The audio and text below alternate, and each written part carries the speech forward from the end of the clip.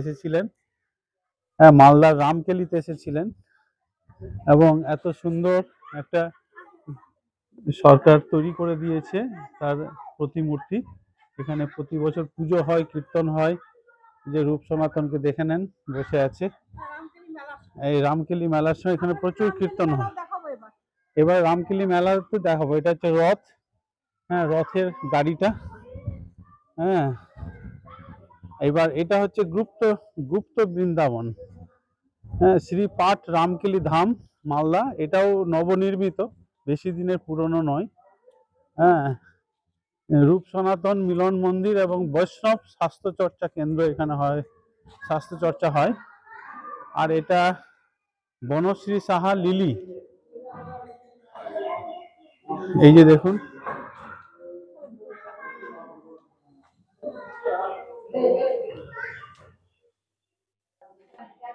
এই যে ভেতরের অংশটা দেখাচ্ছি রূপ সনাতন মন্দিরের, হ্যাঁ এই যে কত সুন্দর তৈরি করেছে, শান্তশিষ্ট একটা জায়গা, হ্যাঁ এটা একটা নবনির্মিত মন্দির। এই যে বিভিন্ন গোস্বামীদের, মহাপ্রভু অষ্টতর শত শ্রী শ্রী শ্রী কৃষ্ণচন্দ্র গোস্বামী, এরকম প্রচুর কৃষ্ণচন্দ্র গোস্বামীর ছবি দেখতেই পাচ্ছেন আপনারা।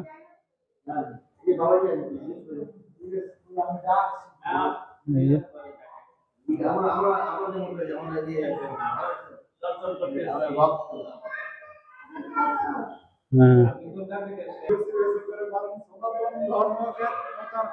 বৈষ্ণব স্বাস্থ্য চর্চা কেন্দ্র এটা আছে এবং এখানে বৈষ্ণব শাস্ত্রের কিছু চর্চা হয়ে থাকে।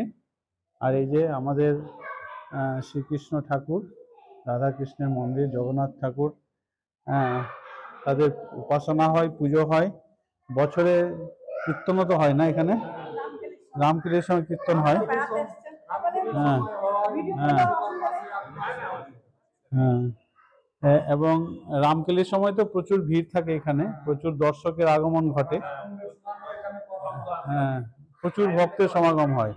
এবং রথের যে রথের মেলা হয়, এখানে রথ টানাও হয়, রথযাত্রা দেখতেই পাচ্ছি আমরা, ওখানে গাড়িটা রাখা আছে, রথযাত্রা হয়।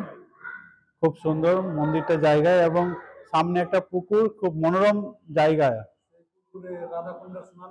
পূর্ণ স্নান করা হয়, হ্যাঁ অনেক মেলা হয়, অনেক লোকজন, প্রচুর লোকজন হয়। এবারে দেখি, চেষ্টা করব মেলাটাকে কাভার করার জন্য, চেষ্টা করবো এবারে, হ্যাঁ। ওনার দাদুর একটা আখড়া এখানে আছে, হ্যাঁ সে দাদু তো নেই এখন, তো আখড়াটা এখন পড়ে আছে, এমনি ব্যবহৃত হয় কিন্তু কোতোয়ালি জোত আছে না, আখড়াটা আছে।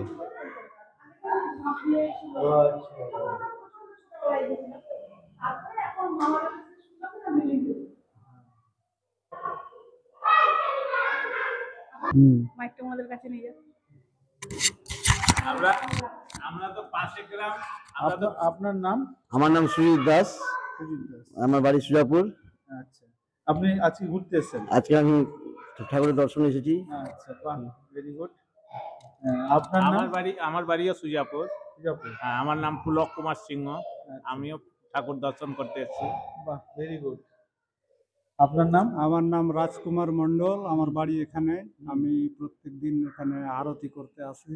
আচ্ছা, আরতি করে প্রতিদিন আরতি করেন? আর সেবা কে করেন প্রতিদিনের? সেবা করার জন্য লোক আছে এখানে। আচ্ছা, আর পুজো প্রতিদিনই হয় না? প্রত্যেকদিন পুজো হয়? 3 টাইম পুজো। 3 টাইম পুজো হয়? 3 টাইম পুজো হয়, বাহ বাহ, খুব সুন্দর। নিত্য সেবা যেটা বলে, নিত্য সেবা যেটাকে বলা হয়। আর বছরে যখন রামকেলি মেলা চলে তখন কীর্তনটা হয়, বড় করে কীর্তন। কীর্তন রামকেলি মেলার সময় হয়, আবার নিয়ম সেবার মাসে 1 মাস ভাগবত পাঠ কীর্তন সবই করানো হয়, রাধাকুণ্ড স্নান করানো হয়। এমনিতে 3 টাইম ভোগ লাগানো হয়, আবার সঙ্গে কীর্তনও করা হয়। আচ্ছা, সন্ধ্যাবেলা কি কীর্তনের আসর বসে এখানে?